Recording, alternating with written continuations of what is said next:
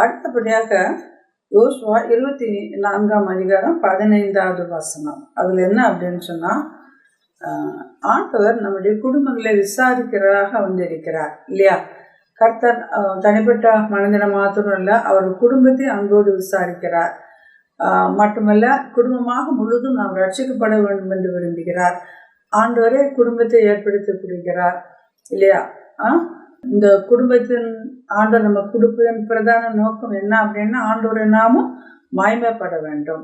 யோசுவா 24:15 பாருங்கள். யோசுவாவை போல நானும் என் வீட்டாருமோ என்றால் கர்த்தரே செய்வோம். நம்ம யாரை சேவிச்சுட்டு இருக்கோம்?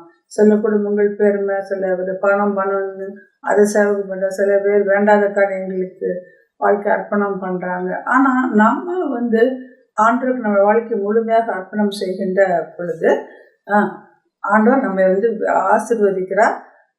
யோசுவா என்ன சொல்றாரு அப்படின்னா, நானும் என் வீட்டாருமோ, கணவன், மனைவி, பிள்ளைகள், தாத்தா, பாட்டி, குடும்பத்தில் உள்ள யாராக இருந்தாலும் நம்ம ஆண்டவரே சேவிக்க தேவன் நம்மை அழைக்கிறார். எனவே கணவன் ரட்சிக்கப்படாத பட்சத்தில் மனைவி ஜெபிக்க வேண்டும், மனைவி ரட்சிக்கப்படாத கணவர் ஜெபிக்க வேண்டும், பிள்ளைகள் ரட்சிக்கப்படாத சூழ்நிலையில் பெற்றோர்கள் நாம் ஜெபிக்க வேண்டும். எல்லாரும் ஆண்டவருடைய பிள்ளைகளாக நாம் மாறி ஆண்டவர் நாமத்தை தரித்திருக்கின்ற பொழுது நிச்சயமாக ஆண்டவர் நம்மை ஆசீர்வதிக்கிறார். மட்டுமல்ல, நம்ம என்ன செய்யணும் பாருங்க. அப்போஸ்தலர்கள் நடவடிக்கைகள் 16:31 பாருங்கள்.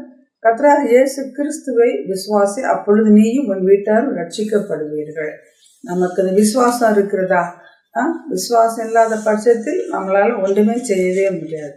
எனவே நாம் ஒவ்வொருவரும் ஆண்டவரை நோக்கி நாம் பார்ப்போம். ஆண்டவர் வழியில நம்மளை ஆசீர்வதிக்க காத்துக்கொண்டே வந்திருக்கிறார். இன்னும் ஆண்டவர் யாரெல்லாம் ஆசீர்வதிக்கிறார் என்று பார்க்கின்ற பொழுது, சங்கீதம் 115:12 முதல் 15 வசனத்தை நாம் வாசிக்கின்ற பொழுது, இஸ்ரவேல் குடும்பத்தாரை ஆசீர்வதிப்பார், அவர் ஆரோன் குடும்பத்தை ஆசீர்வதிப்பார், கர்த்தருக்கு பயப்படுற பெரியோரையும் சிறியோரையும் ஆசீர்வதிப்பார், கர்த்தர் உங்களையும் உங்கள் பிள்ளைகளையும் வர்த்திக்க பண்ணுவார்.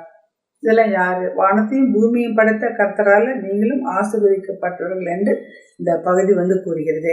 அன்பானவர்களே, நாம் எல்லாரும் ஆசீர்வதிக்கப்படுவதற்கு இந்த குடும்பத்துல ஒரு ஆள் நோவா பாருங்க. நோவா கர்த்தருக்கு முன்பு நீதிமானா இருக்கிறார் இல்லையா. அதனால நோவாவின் வேலையை பாதுகாக்கின்ற என்ன நடக்குது? பாதுகாக்கின்றார். நோவாவின் நிமித்தம் அவருடைய மனைவியும் 3 குமாரரையும் அவருடைய மனைவியும் முழு குடும்பத்தையும் பேழையில ஆண்டவர் வைத்தவர்களை காப்பாற்றினார். அதே போல ராகாப் பேசிய பாருங்க. கர்த்தருக்கு முன்பாக நற்கிரியை செய்த பொழுது கர்த்தர் அவளை மட்டுமல்ல அவருடைய குடும்பத்தையும் எரிகோவை விட்டு வெளியே கொண்டு பாதுகாத்து கொண்டார். அன்பானவர்களே, லோத்து நிலைமைய பாருங்க இல்லையா. சோதோம் குமாரா அழிவுக்கு நியமிக்கப்பட்ட பொழுது அங்கு நீதிமானா இருந்த லோத்தை மட்டுமல்ல அவருடைய மனைவி பிள்ளைகளையும் பாதுகாக்க ஆண்டவர் விரும்புகிறார். ஆனா என்ன நம்ம பார்க்குறோம்? இந்த லோத்து பின்னால பின்னோக்கி பார்த்து எல்லாத்தையும் இழந்து போய் விடுகிறார். அன்பான சகோதர சகோதரர்களே, ஏதோ நான் நல்ல பிள்ளையா இருக்கிறேன், நான் ஜெபம் பண்றேன், இது மட்டும் போதவே போதாது.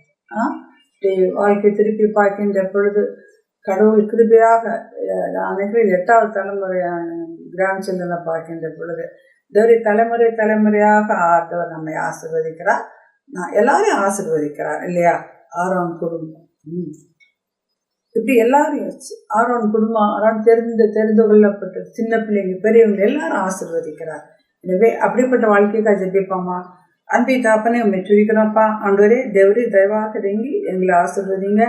நாங்கள் ஒரு நல்ல பிள்ளையாக இருக்கணும். பெற்றோர்களாக நாங்கள், தாத்தா பாட்டி நாங்களும் உமக்கு நல்ல ஒரு சாட்சியாக நம்ம வாழ்க்கை வாழ எங்களுக்கு உதவி செய்யுங்க கர்த்தாவே.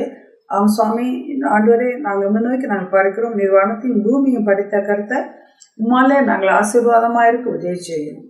ஆமென். ஆமென்.